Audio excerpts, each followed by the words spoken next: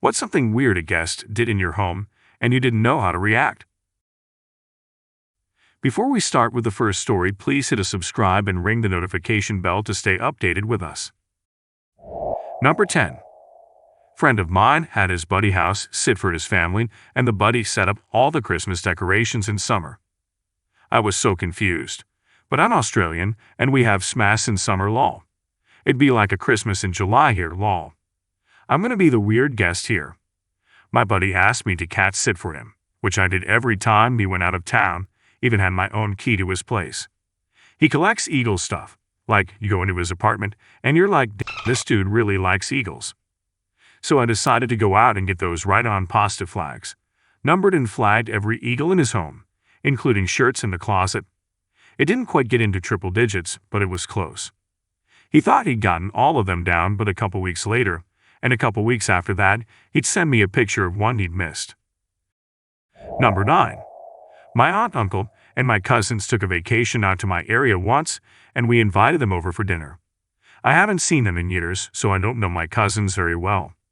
One of my cousins, upon entering our home, immediately started quietly walking into every room in the house, and started opening up closets, dresser drawers, and cabinets. There wasn't anything he could stumble upon that was embarrassing or valuable, and we didn't want to make a scene, so we just kinda let him have the run of the house. My aunt and uncle acted like this was just a normal thing. Later on I called my mom and asked about that, and she said, "OD, that kid is super weird.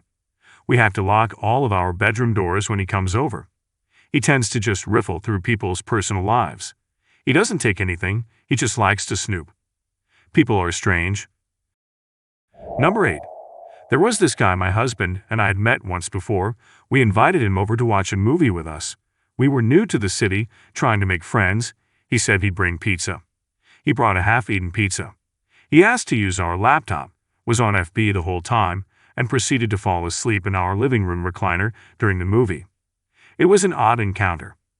When I have parties, I always extend the invitation to include sleeping over since people tend to be drinking, and I've had a few friends who lived 1 to 2 hours away who would come stay over as well. Had one guy who came to several of my parties. He lived over an hour away, so it was expected that he would be staying the night. But he always ended up going to bed at like 9 p.m. after the party had barely started. I never understood why he was coming to my parties just to sleep in my guest room and not actually be social. Number 7. I had an extra tics for a chef-hosted pop-up dinner. Prix Fix menu, cocktails and wine included. Called a buddy that's a chef knowing he'd appreciate it. We started hitting the drinks hard, but he was lapping me and he got very drunk. We went to 2 bars after, neither would serve his drunk ass, so I said, let's walk to my house, sleep it off. Had a few at the house, and I went to bed. Woke in the morning and he was gone, but left a kind note on the counter. Found another note in the coffee maker and another in the cups. We were finding notes of love and gratitude hidden all over the house for weeks after. It was really sweet. Number 6. It was around Christmas time and Christmas lights were hung around the inside of the house. Most were connected in a single strand. I had some friends that were in a relationship over for the night, and they were sleeping in the other room on the couch, while myself and my girlfriend were sleeping in the bedroom. While we were trying to fall asleep, suddenly the Christmas lights fell that were hanging. Thinking nothing of it, we hung them back up and went to sleep. Come morning, we talked with a friend in the other room, and first thing they mentioned is, "Did you notice anything with the lights last night? It sounded like they fell." We obviously said yes, we did notice, and to my surprise the next thing they said was, "Haha, that's because we were having sex on your couch and we got stuck." We soon got rid of the stained couch. My dad, who usually doesn't drink much, got tipsy once around a bunch of his close friends, and my son and I, and loudly announced I should be thanking 2 of those friends because I was concealed on their couch when my parents were stranded there during a snowstorm. He said I was lucky because if they hadn't been so afraid to stain the couch, I wouldn't exist. Number 5. A drunk person I didn't know once walked in my front door, went straight to my bathroom, and then immediately passed out on the floor. I had something very similar happen to me. First time living off campus and just moved in with 2 other kids. One night soon after fall semester began, this guy starts trying to open our front door in the middle of the night. I yell out the window and he's clearly blasted. My roommate opened the door, big mistake number 1. He walks straight in uninvited, mistake number 2, mumbling, and goes straight to the other roommate's bedroom. She screams and kicks him out, and he stumbles to the bathroom, closes the door and locks it. We call the law and 10 minutes later to show up. Guy isn't answering the bathroom door, so I pick the lock. Guy was dead-ass passed out in the tub. Turns out the guy lived in that house 2 years before and in his drunken stupor thought he still lives there. Number 4. Invited a guy over for game night. Start time was 7 p.m. or 7:30. He shows up at 6:00 p.m. I have a long driveway. He parks in the center. I have to have him move for other guests, of course.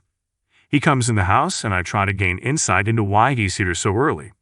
He says can't predict traffic and better to be early. He helps himself to a Coke without asking. Then asks me what streaming services I have. He then puts on Star Wars, the Clone Wars animated series, and starts watching. He then asks for a snack, so I get him one. When everyone else arrives, he whips out his own homemade card game. We play the game until 9:00 p.m. on the dot, at which point he promptly stands up. Proclaims he has to leave and does. Takes his game with him too, of course. I still haven't recovered from this. Number 3. Had a colleague turn up 2 hours early for a party once. Brought his whole family. I didn't know this guy that well, but had basically opened the invitation to anyone at work who wanted to pop round. His kids didn't play with mine, and his wife barely spoke. Nothing was ready, and there was no food, and I hadn't even showered and got ready yet. When the designated time for the party came around and other guests started arriving, they left. I've never invited them around since, and the rest of the party had a good old chuckle about it when I explained what had happened. Number 2. Let their child get red sauce all over my furniture, then turn and tell me that number 1, I shouldn't have had red sauce pasta as an option for dinner at my home, and number 2, they saved me because my child was going to ruin my furniture at some point anyways. I was pregnant at the time. OMG, as the parent of a 2-year-old, I can't even imagine being that fucking inconsiderate to someone else's stuff. I mean, shit happens, and toddlers be toddlers. But I'd be there with all sorts of stuff scrubbing that out if it happened. Hopefully we'd be able to prevent it in the first place, but if she gives us the slip and got to the furniture, it'd be scrubbing it ourselves or paying for it to be cleaned. Those people are 100% whole. Number 1. Walked into the kitchen, turned the tap on, farted very loudly, turned the tap off, and walked back out like we didn't see or hear and let rip. I once dated a guy who would belch very loudly anywhere, even in groups of people. Years into this, after a particularly enormous one, I said something like, "Wow," because it was huge. Let me tell you, the deer in headlights look I received. Utter shock. Aghast, he asked, "You could hear that?" Apparently this mid-30s guy genuinely believed if his lips were closed it did make sound. LOL, my friend always turns the tap on when he's in the bathroom. I told him that's why I have a loud bathroom fan. I know he's taking a dump, just to stop running up my water bill. Somewhat unrelated, I was at Home Depot and I was looking at bathroom fans and was surprised that people actually wanted quiet fans.